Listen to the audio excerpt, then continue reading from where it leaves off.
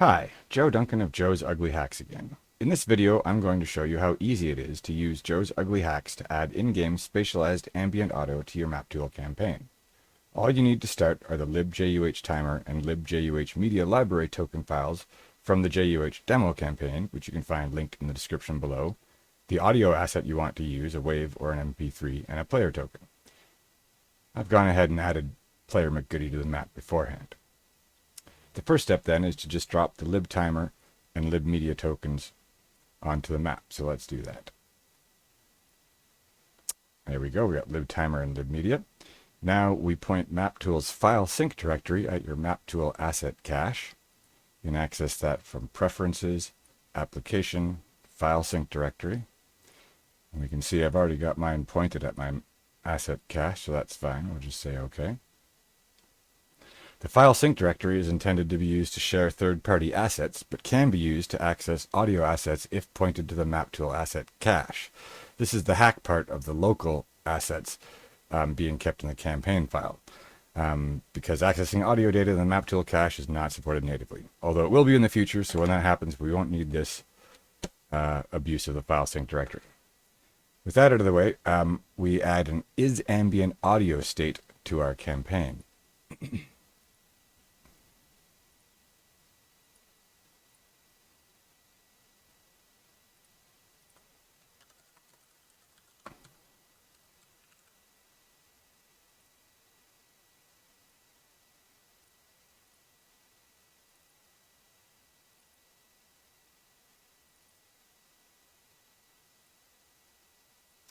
Okay, so now that we have the isAmbient audio state, our libraries, and the file sync directory set up, we drop our audio asset. I'm going to use the Fire MP3 from the other demo onto the map.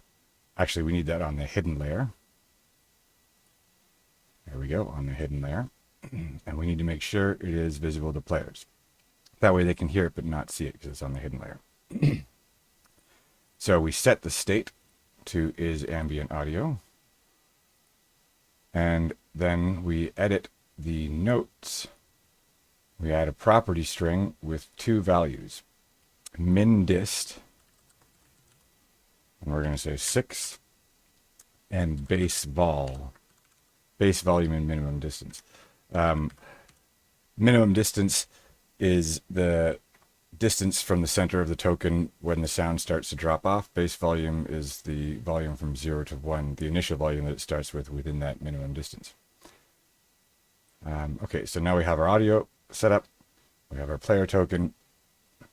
All we need to do now is start the clock,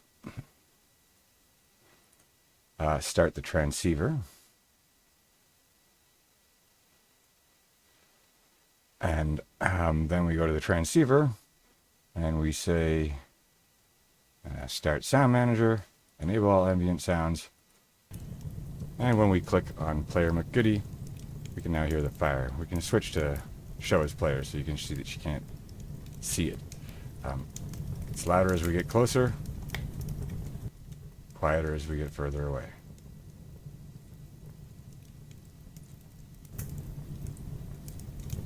All the sounds can be controlled from the JUH AV transceiver within the sound manager, so you can just disable the sound and then re-enable it if you like.